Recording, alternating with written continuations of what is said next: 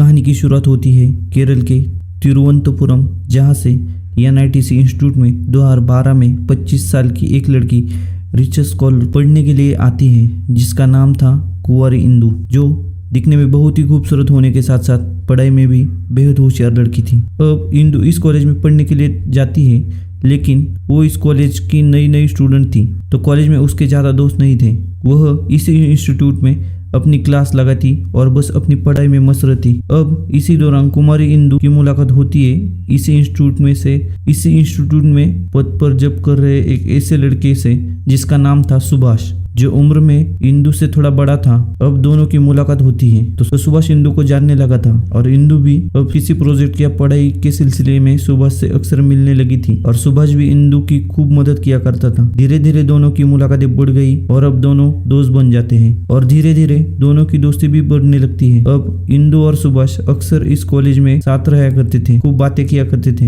इंदु को अब इस कॉलेज में एक अच्छा दोस्त मिल गया था, तो वह अपनी सारी बातें सुभाष से शेयर करती थी और उनकी मुलाकातें रोज बढ़ने लगी। कॉलेज में साथ रहना, साथ साथ घूमना इन दोनों को बेहद ही अच्छा लगने लगा और इन्हीं बढ़ती नजदीकियों के कारण इन दोनों को पता ही नहीं चला कि अब ये दोनों आपस में प्यार करने लगे, एक दूसरे को पसंद करने लगे। लेकिन दोस्तों, इन दोनों में से कोई नहीं जानता था कि इन दोनों का इतना करीब आना इनके लिए आगे इतना खतरनाक मंजर ले लेगा। अब सुभाष इंदु से इतना प्यार करने लगा था कि वह इंदु को खोना नहीं चाहता था। तो एक दिन सुभाष और इंदु जब साथ में थे तो सुभाष इंदु को शादी के लिए प्रपोज कर देता है। सुभाष इंदु से कहता है कि वह इंदु से शादी करना चाहता है। तो दोस्तों, क्योंकि अब इंदु विश्वास से प्यार करती थी, तो इंदु भी अब सुभाष के इस प्रस्ताव को ठुकरा नहीं सकती थी। तो उसी वक्त इंदु सुभाष को शादी के लिए हाँ भर देती है और शायद इसी हाँ ने इस पूरी कहानी को इतना भयानक मोड़ दे दिया। दरअसल इंदु से शादी करने की वजह से सुभाष बेहद खुश होता है और इसी खुशी के चलते एक दिन 24 अप्रैल 2012 को सुभाष तिरुवनंतपुरम से कोझिकोड के लिए अपने और इंदु की दोनों की ट्रेन की टिकट बुक करवा देता है। और दोस्तों, सुभाष ने तिरुवनंतपुरम से कोझिकोड के लिए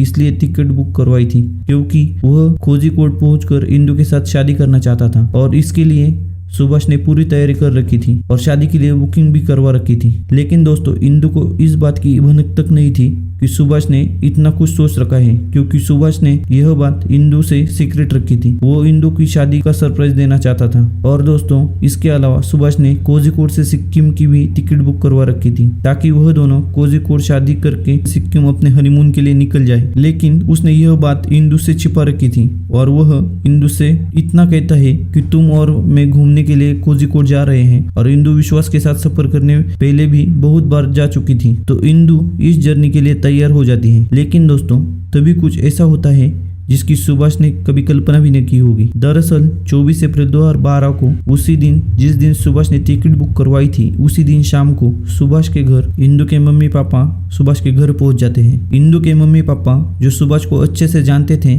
कि सुभाष इंदु का बेस्ट फ्रेंड है। अब दोस्तों, सुभाष का उनको अचानक से आना थोड़ा अजीब सा लगा, लेकिन फिर भी सुभाष ने उनका अच्छे से वेलकम किया और उनकी अच्छी खातिरदारी की। अब इसके बाद इनमें आपस में बातचीत होने लगी और दोस्तों, बातचीत करने के दौरान इंदु के पापा सुभाष के घर आने का कारण बताते हुए कहते हैं कि उन्होंने इंदु की शादी रख दी है और शादी में उसका बेस्ट फ्रेंड नहीं आया तो कैसा होगा। और इतना कहते हुए उन्होंने सुभाष के हाथ में इंदु की शादी का कार्ड थमा दिया।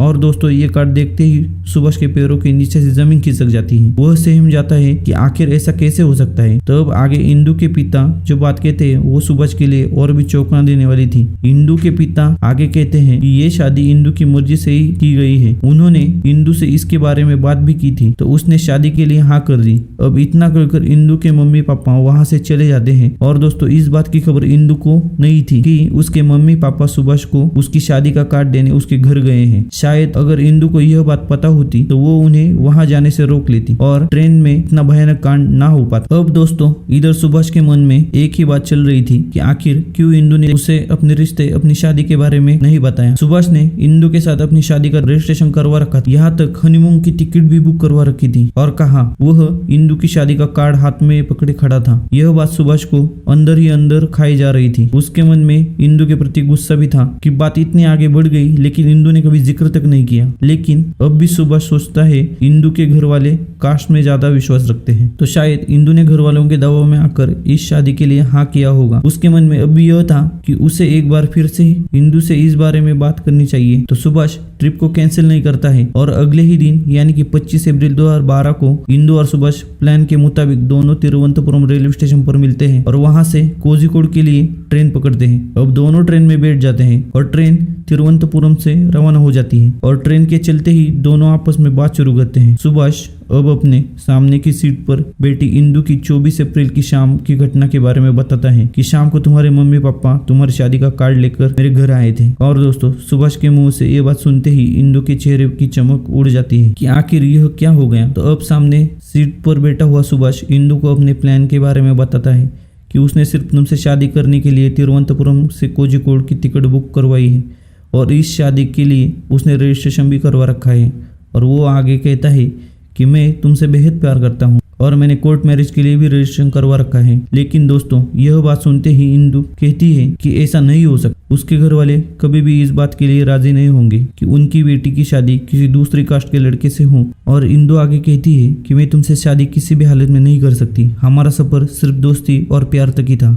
लेकिन सुभाष इंदु की बात सुनकर उसे शादी के लिए जिद करने लगता है और कहता है कि वे तुम्हारे बिना किसी भी हालत में नहीं रह सकता। अब यह सुनकर इंदु को भी गुस्सा आ जाता है और वो उसके सामने की सीट पर बैठी जोर जोर से चिल्लाने लगती है। और जब ये दोनों बहसबाजी कर रहे थे तो इस ट्रेन के डिब्बे में इनके पास बैठे लोग इनको एक नज़र से देखे जा रहे थे।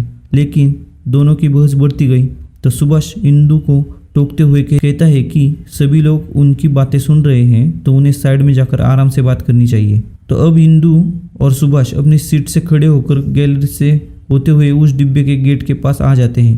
तो उस खेत के पास इन दोनों के अलावा और कोई भी नहीं था और इंदु उस वक्त गेट के बिल्कुल पास खड़ी थी और सुभाष जस्ट उसके सामने खड़ा था। तब सुभाष आखिरी बारी इंदु से पूछता है कि क्या वो उससे शादी करेगी। तो इंदु उसे मना करती हुई कहती है कि वो अपने घर वालों के खिलाफ नहीं जा सकती, उसने खुद ही इस शादी के लिए हामी भरी है तो वह उसी लड़के से शादी करेगी जिसे उसके मम्मी पापा ने पसंद किया है। और दोस्तों इंदु की ये बात सुभाष को खटक जाती है और इस बात के लिए सुभाष को इतना गुस्सा आ जाता है कि रात के 2 बजे जब ट्रेन प्रज्ञा नदी के पुल से गुजर रही होती है तो इस समय सुभाष इंदु को ट्रेन से धक्का दे देता है और जैसे इंदु ट्रेन से नीचे गिरती है तो उसका सिर सीधे उस पुल की पाइप से टकराता है और इंदु सीधे पाइप से टकराकर नीचे पानी में गिर जाती है। अब दोस्तों पल भर के गुस्से ने सुभाष से इतना बड़ा कांड करवा दिया। अब सुभाष भी सहम जाता है और वह 12 किलोमीटर आगे आने वाले स्टेशन पर उतर जाता है और वापस अपने घर चला जाता है। और इधर जब इंदु के पापा सुबह इंदु को कॉल लगाते हैं तो उसका फ़ोन स्विच ऑफ आता है। अब उन्हें भी इस बात का पता नहीं था कि कल रात इंदु सुभाष के साथ थी। फिर भी वो एक बार सुभाष से पूछते हैं कि इंदु का फ़ोन स्विच ऑफ आ रहा है, वह कहाँ है, क्योंकि उन्हें शादी से पहले होने वाली रस्में पूरी करनी थी। तो आगे ही सुभाष घर वालों से कहता है कि वह नहीं जानता कि इंदु कहाँ है। उसने भी इंदु को कॉल किया लेकिन उसका फ़ोन ऑफ आ रहा था। अब इंदु के घर वाले इंदु के पापा इंदु की तलाश में लगे पड़े थे और इसी दौरान 2 दिन बीत जाते हैं और इस बीच उन्होंने पुलिस स्टेशन में इंदु की गुमशुदा होने की रिपोर्ट भी करवा दी थी। तभी दोस्तों 2-3 दिन बीत जाने के बाद उसे नदी के उस पुल के बाजू में एक खेत में किसान काम कर रहे होते हैं तो उन्हें एक लड़की की लाश मिलती है जिसका पीछे से सर फटा हुआ था। तो अब इस लड़की की पहचान की जाती है तो पता चलता है कि यह कुमारी इंदु की डेड बॉडी थी जिसका पोस्टमार्टम कर घर वालों को सौंपा दिया जाता है और पुलिस इस केस को सुसाइड बताकर रिपोर्ट बना देती है क्योंकि पुलिस वालों को लगा कि इंदु की कुछ समय बाद शादी थी और शायद शादी में घर वालों ने इंदु पर दबाव बनाया होगा जिसके कारण इंदु ने खुदकुशी कर ली। लेकिन दोस्तों इंदु के पापा यह कभी भी मानने को तैयार नहीं थे कि इंदु ने खुदकुशी की है क्योंकि यह शादी इंदु की मर्जी से हो रही थी। तो इंदु के पापा एक बार फिर उस जगह जाते हैं जहां इंदु की डेड बॉडी मिली थी। जैसे इंदु के पापा उस जगह पर पहुंचते हैं तो उन्हें वहां से एक बहुत बड़ी बात पता चलती है। दरअसल वहां काम करने वाले मजदूर से इंदु के पापा पूछते हैं कि उसने उस रात क्या देखा था।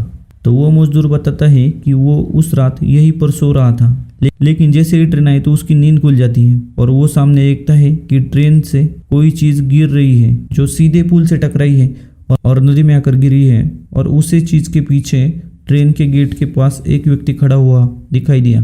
उस मजदूर की ये बात सुनते हुए इंदु के पापा इस बयान को लेकर हाईकोर्ट पहुंच जाते हैं।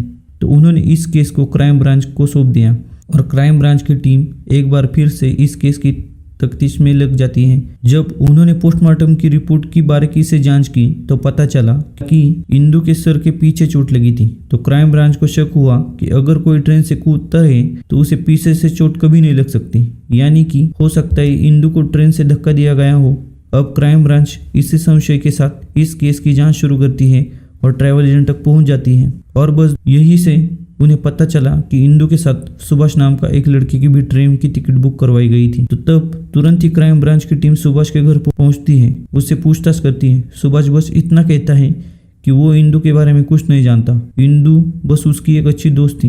लेकिन इसके बाद जैसे ही पुलिस वाले सुभाष का लैपटॉप चेक करते हैं, पुलिस को सुभाष के लैपटॉप में सुभाष और इंदु की कुछ प्राइवेट फोटोज मिल जाती है, जिसे देखकर पुलिस वाले सब कुछ समझ जाते हैं और तुरंत ही सुभाष को गिरफ्तार कर लेते हैं। सुभाष रोते हुए उन्हें उस रात की पूरी घटना के बारे में बता देता है कि उसने ही उस रात ट्रेन में कुमारी इंदु को धक्का दिया था, क्योंकि इंदु उससे शादी नहीं करना चाहती थी, लेकिन वह उससे प्यार करता था, उससे शादी करना चाहता था। लेकिन सुभाष की जिद ने मम्मी पापा की एक प्यारी सी बच्ची को छीन लिया, जो अपने और अपने मम्मी पापा के सपनों को पूरा करने यहाँ पर पढ़ने आई, लेकिन वापस की लाश ही पहुंची थी, और वो भी उसकी शादी के महज कुछ दिन पहले। और दोस्तों, इस बच्ची के साथ गलत करने वाला यानी कि सुभाष आज जेल की सलाखों के पीछे अपनी जिंदगी काट रहा है।